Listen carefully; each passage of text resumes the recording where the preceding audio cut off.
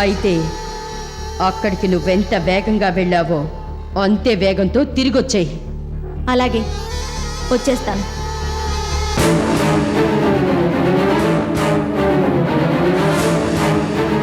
ఏమైంది నాగేశ్వరి? ఏమంటుంది అది? అది ఇప్పుడు హాస్పిటల్లో ఉంది. వీళ్ళని ఇక్కడి నుంచి తీసుకెళ్తే అమ్మమ్మని చంపేస్తానని బెదిరిస్తోంది. భయపడకండి, మిమ్మల్ని ఎలాగైనా రక్షించుకుంటాను.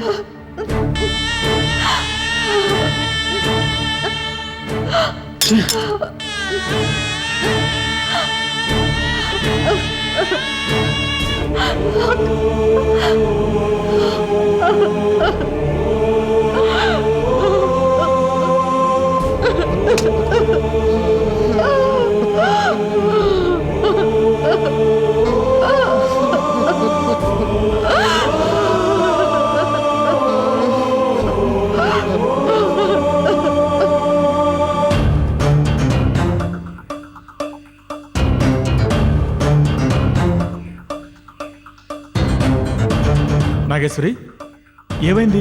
మీ నాన్నగారిని మైత్రిని తీసుకొస్తానని వెళ్ళారుగా, వాళ్ళేరి? చెప్తాను.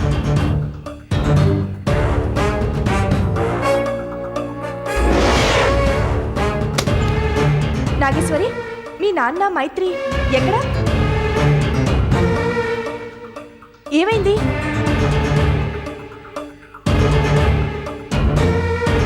నేను ఇక్కడి నుంచి వెళ్ళిన తర్వాత మీరెక్కడికైనా వెళ్ళారా? వెళ్ళాం. అనిత ఇక్కడికి వచ్చిన తర్వాత భోజనానికని నేను, విశ్వం, ప్రశాంతి క్యాంటీన్కి వెళ్ళాం. ఆ తర్వాత విశ్వం, ప్రకాష్ నీ దగ్గరికి వచ్చారు. మేము ఇక్కడే ఉండిపోయాం. ఇంతకీ ఇదంతా ఎందుకు అడుగుతున్నాం నాగేశ్వరి? ఆ వైదేహి ఈ హాస్పిటల్లోకి వచ్చింది.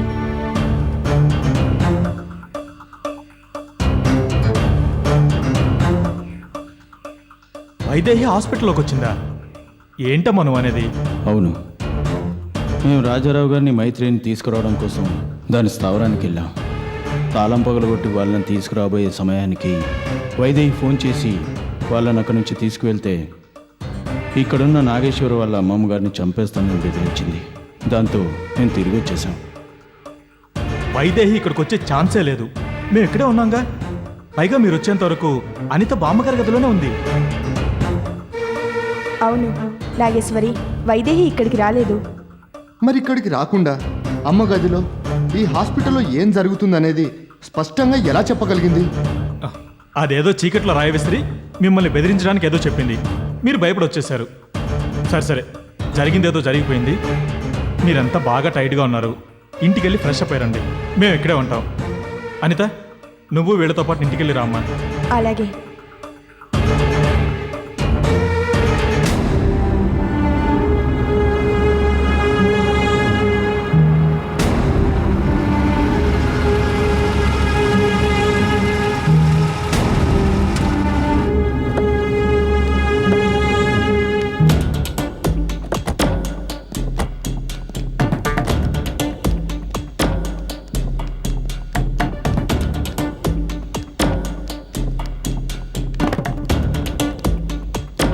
రామా నాగేశ్వరి, మీ అమ్మమ్మకి ఎలా ఉంది? అసలు ఏం జరిగింది? నాగాస్త్రాన్ని చేజిక్కించుకోవడానికి వైదేహి అమ్మమ్మని చంపడానికి ప్రయత్నించింది. అదృష్టవశాత్తు ప్రాణాపాయం తప్పింది, కానీ దాని పీడ విరగడ కాలేదు.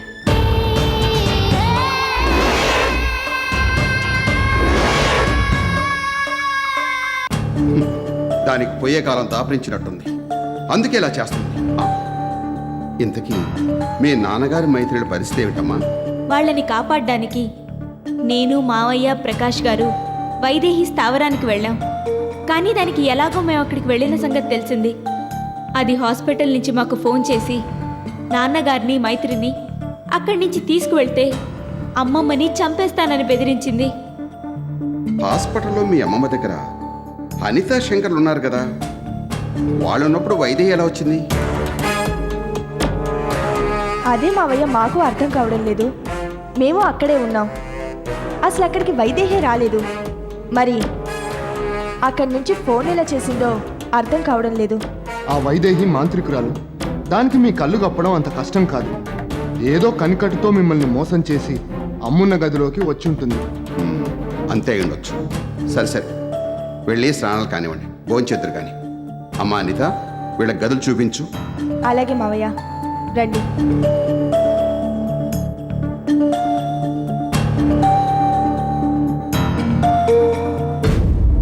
విశ్వం గారు, మీరు ఈ గదికి. అలాగే. నాగేశ్వరి, నువ్వు ఆ గదిలోకి వెళ్ళు. నాగేశ్వరి,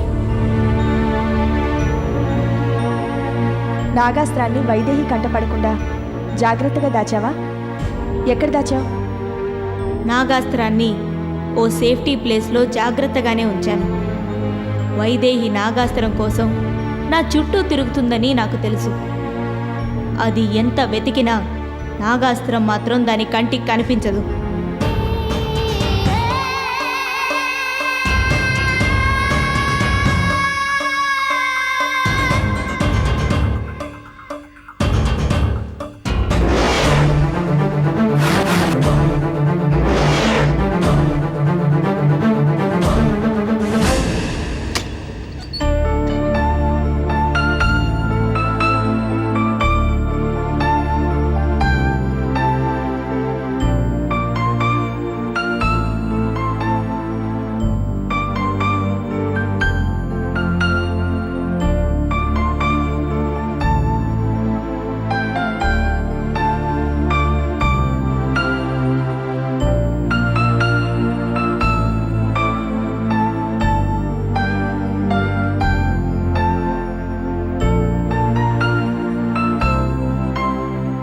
నాగేశ్వరి, వెళ్ళి కాసేపు రెస్ట్ తీసుకోవచ్చు కదమ్మా. ఆ వైదేహి మనకిన్ని టెన్షన్స్ పెడుతూ ఉంటే ఎలా రెస్ట్ తీసుకోగలను మావయ్య? నువ్వు కాస్త రిలాక్స్ అవ్వమ్మా. టెన్షన్స్ వాటంతటవే దూరం అవుతాయి. లేదు మావయ్య, నాకిప్పుడు పెద్ద అనుమానం మొదలైంది. అందువల్ల నేను అసలు పీస్ఫుల్గా ఉండలేకపోతున్నాను. అనుమానమా? దేని గురించి? ఎవరి గురించి? అనిత గురించి.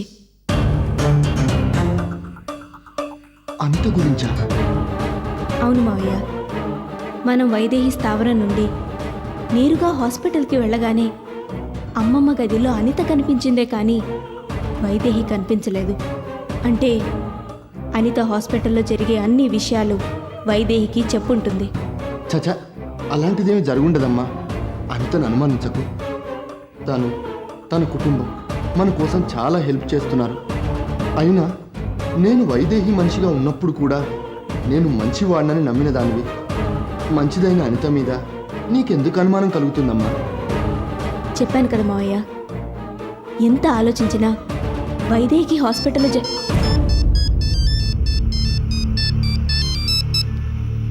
హలో, ఫోన్ నాగేశ్వరికి ఇవ్వరా. ఎవరు? వైదేహి. హలో. ఏమిటే, సత్యమూర్తి గారింట్లో సెటిల్ అయ్యావా ఏంటి? ఈ విషయం నాకెలా తెలుసా అని ఆశ్చర్యపోతున్నావా? నువ్వు వేసే ప్రతి అడుగుని నా కళ్ళు వెంటాడుతూనే ఉంటాయి. మర్యాదగా నాగాస్త్రాన్ని తెచ్చి నాకు అప్పగించు, లేకపోతే ఇంకొకరిని కూడా బలివ్వాల్సి ఉంటుంది. నెక్స్ట్ చావబోయేదెవరో తెలుసా? నీ చెల్లెలు వైదేహి. నా చెల్లెలికి ఏమైనా అయ్యిందంటే చూస్తూ ఊరుకుంటాననుకుంటున్నావా? నీ అంతు తేలుస్తాను. ఏయ్, నువ్వు వార్నింగ్ ఇస్తే వినే స్టేజ్లో నేను లేను. నేను చెప్పింది నువ్వు చెయ్యి.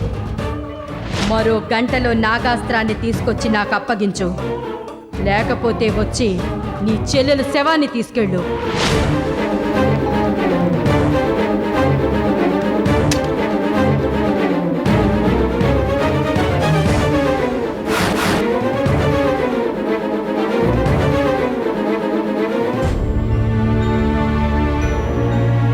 నాగేశ్వరి, ఏమైంది? ఏం లేదు, ఆ వైదేహి ఫోన్ చేసింది. ఫోన్ చేసిందా? ఏం చెప్పింది? నాగాస్త్రాన్ని అప్పగించకపోతే మా చెల్లెల్ని చంపేస్తానంది. అయ్యయ్యో, అది అన్నంత పని చేస్తుందేమో నాగేశ్వరి. ఇప్పుడేం చేయాలనుకుంటున్నావు? ఇంకా ఏమీ నిర్ణయించుకోలేదు. సత్యమూర్తి గారిని సలహా అడుగుదాం రా.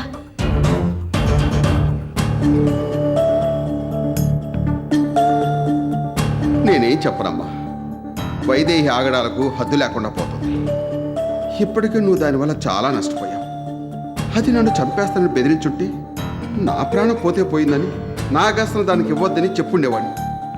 కానీ అవతల ఉన్నది మీ చెల్లెలు. నీ చెల్లెలు ప్రాణాలు రక్షించుకోవాల్సిన బాధ్యత ఒకవైపు, దైవ కార్యాన్ని పూర్తి చేయవలసిన బాధ్యత మరోవైపు. ఏం చేస్తావు? నువ్వే నిర్ణయించుకోమ్మా.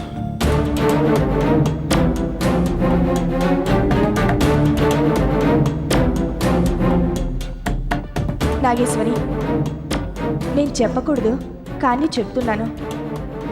ఇప్పటికే నువ్వు కన్న తల్లిని, పెంచిన తల్లిని పోగొట్టుకున్నావు. ఇప్పుడు నాగాస్త్రం కోసం నీ చెల్లెల్ని కూడా పోగొట్టుకుంటావా? ఒక్కసారి బాగా ఆలోచించు.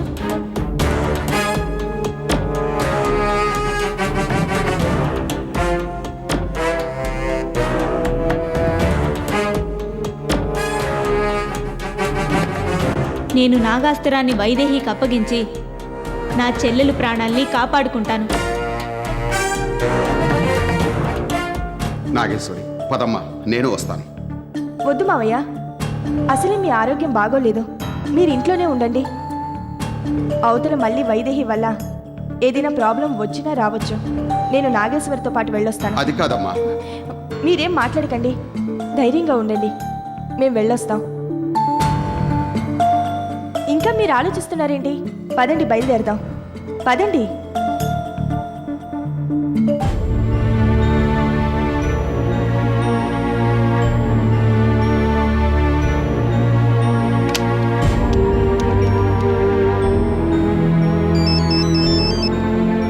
హలో.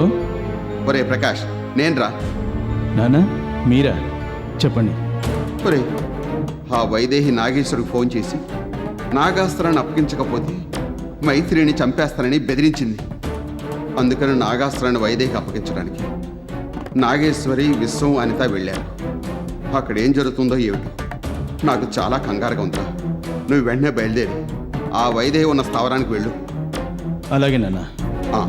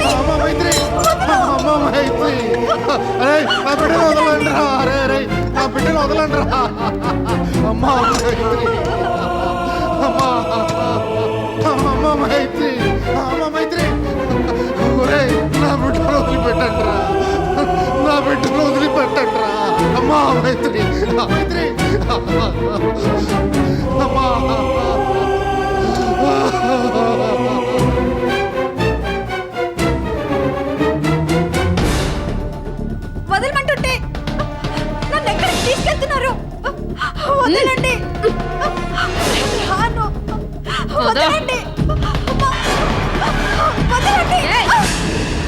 ఎక్కువ గోల చేస్తే ఇక్కడే చంపి పాతేస్తా.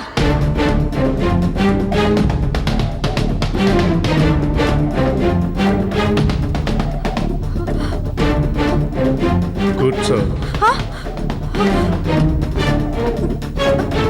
కూర్చో.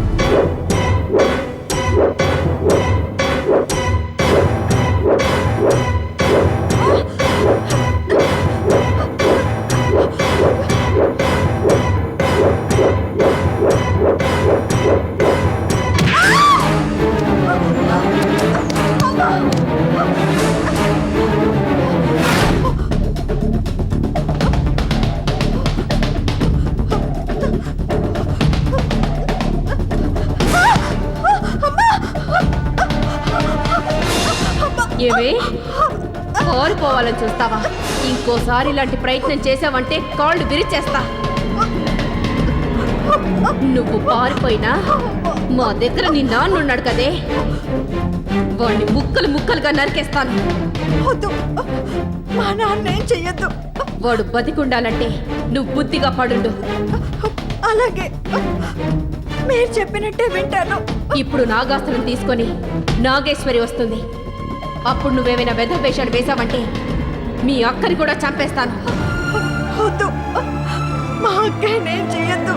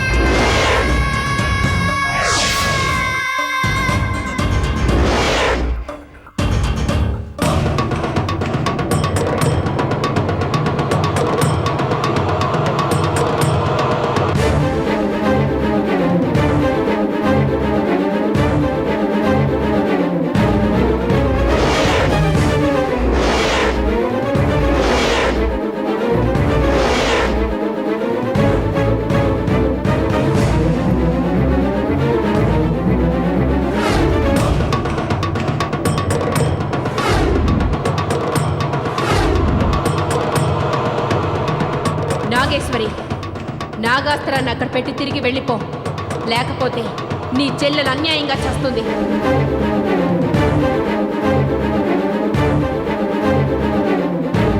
ఇంకా ఆలోచిస్తావే? ఇవ్వు. నాగేశ్వరి, నాగాస్త్రాన్ని వాళ్ళకిచ్చే, లేకపోతే మైత్రిని చంపేస్తారు.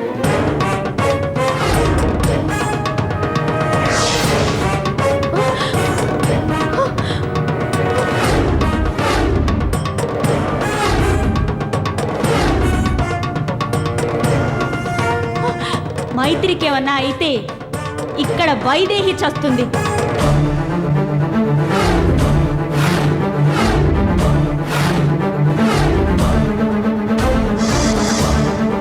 నాగేశ్వరి, ఏంటి నువ్వు అనేది? నీకేమైనా పిచ్చా? నేను అనితను.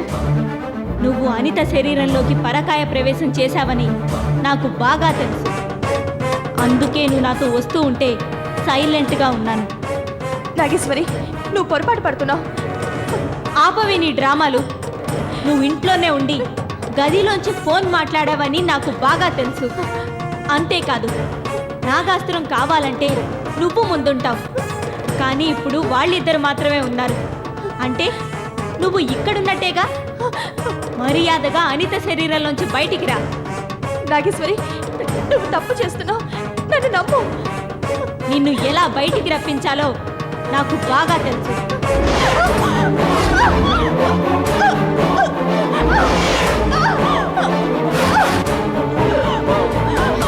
అనిత, అనిత అనిత అనిత, అనిత అనిత, అనిత, అనిత, అనిత,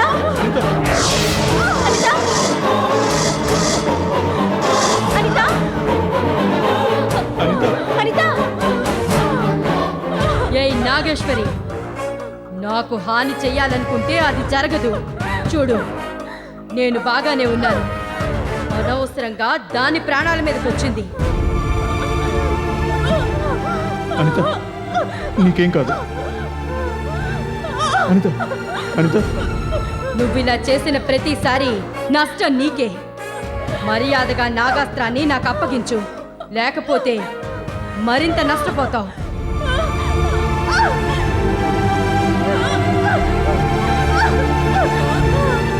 ఏయ్, లాక్కురండ్రా దీన్ని.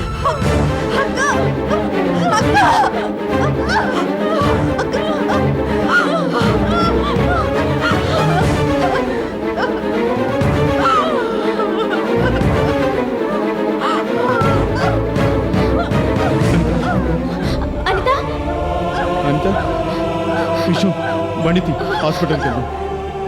అనిత లే అనిత.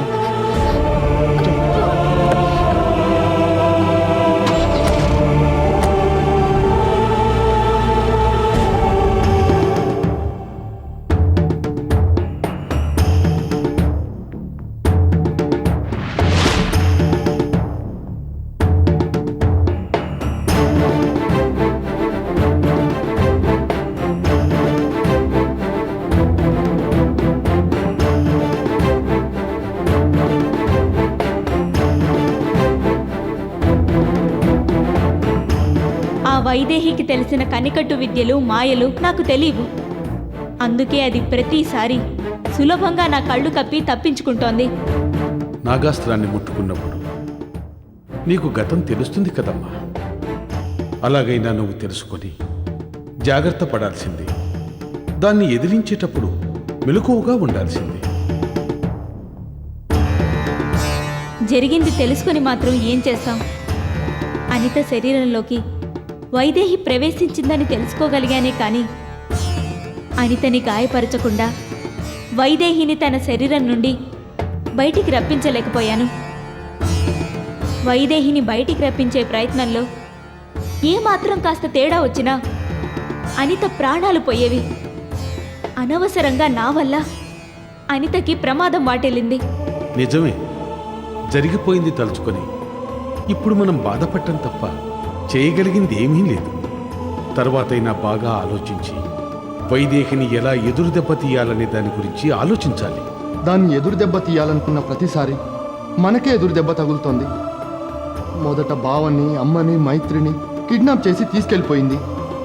నాగేశ్వరి దానికి నాగాస్త్రాన్ని అప్పగించలేదన్న కోపంతో మా అమ్మని చంపాలని ప్రయత్నించింది. అదృష్టం బాగుండి ఆవిడ గాయాలతో బయటపడింది. ఆ తర్వాత మిగిలిన వాళ్ళని కూడా చంపేస్తానని భయపెట్టింది. చివరికి ఎలాగైనా నాగాస్త్రాన్ని చేజిక్కించుకోవాలని అనిత శరీరంలోకి పరకాయ ప్రవేశం చేసింది. ఇప్పుడు తను గాయాల పాలైంది. జరుగుతున్నది చూస్తుంటే ఇంకా ఏమేమి జరగబోతుందో అనే భయం పెరిగిపోతుంది. ఇలా భయపడుతూ పోతే ఆ వైదేహి ఆగడాలు ఇంకా మితిమీరిపోతాయి. పకడ్బందీగా పథకం రూపొందిస్తే తప్ప దాన్ని ఎదుర్కోవడం కానీ దాన్ని అంతం చేయడం కానీ జరగదు. ముందు బావగారిని, మైత్రిని దాని దగ్గర నుంచి రక్షించి తీసుకురావాలి. అందుకేదైనా ఉపాయం ఆలోచించాలి. ఇంత జరిగాక నాన్నని, మైత్రిని అదంత సులభంగా విడిచిపెట్టదు. మనల్ని బెదిరించడానికి దానికున్న ఒకే ఒక్క ఆయుధం నాన్నగారు, మైత్రి. అందువల్ల ఆ వైదేహి వాళ్ళని ఇంకా కట్టుదిట్టమైన భద్రతలో ఉంచుతుంది. అయితే బావగారిని, మైత్రిని కాపాడుకునే అవకాశమే లేదా? ఉంది. శత్రువుని జయించాలంటే మనం కూడా శత్రువులాగే ఆలోచించాలనే వాస్తవాన్ని తెలుసుకున్నాను. ఆ వైదేహి నా వేలితో నా కంటినే పొడవాలనుకుంది. కానీ నేనిప్పుడు దాని పద్ధతిలోనే దాన్ని దెబ్బతీస్తాను. ఏం చేస్తావు నాగేశ్వరి?